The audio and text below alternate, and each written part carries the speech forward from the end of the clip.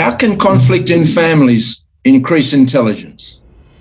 A blog written and read by yours truly, Chris Borrett, inspired by a show created by Alessa Villalon. Remember when you were growing up and you were told by your parents that you should do this and you should not do that? Mostly it did not really feel right, but you obeyed them anyway. It was easier to obey the parents, and it often continued that way your whole life.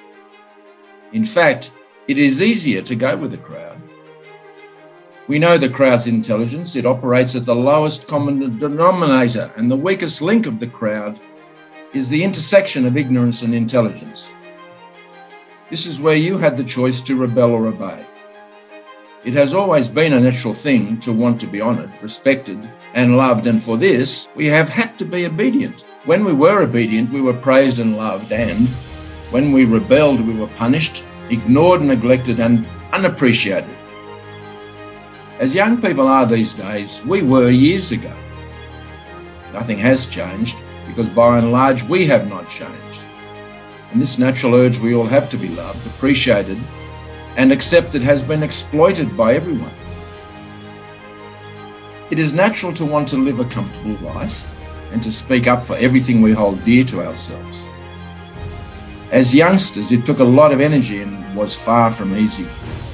Do we even do it now? So when we saw our parents and their friends and the so-called older people saying one thing and doing another, we swallowed our tongue and said nothing. Alternatively, we spoke up and constantly got into trouble.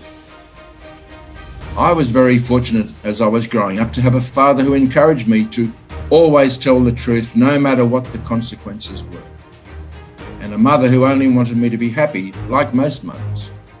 Nevertheless, at one stage I had to rebel against both my parents to preserve my own truth.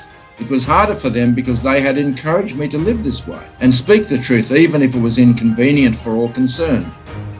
It was.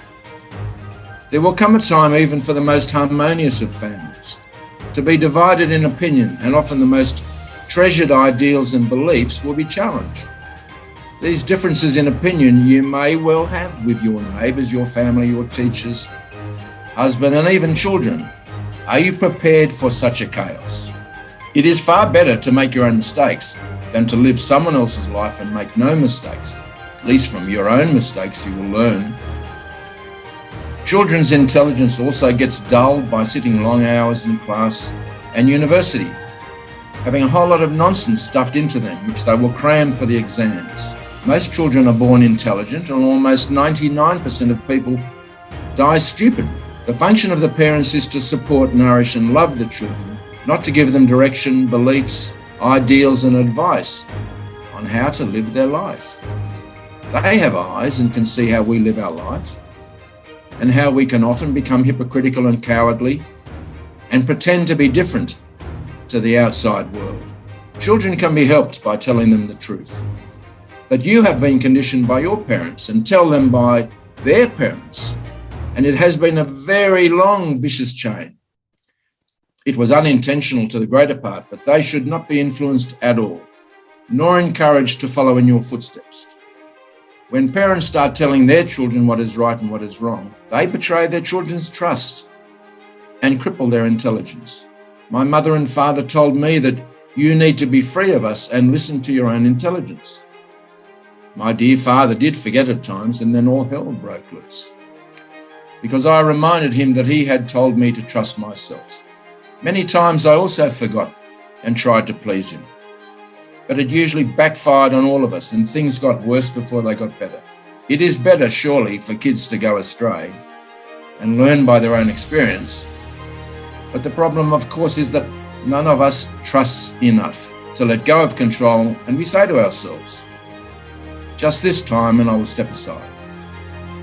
But alas, the time never seems to come. Let the children be. Easy to say, not so easy to practice.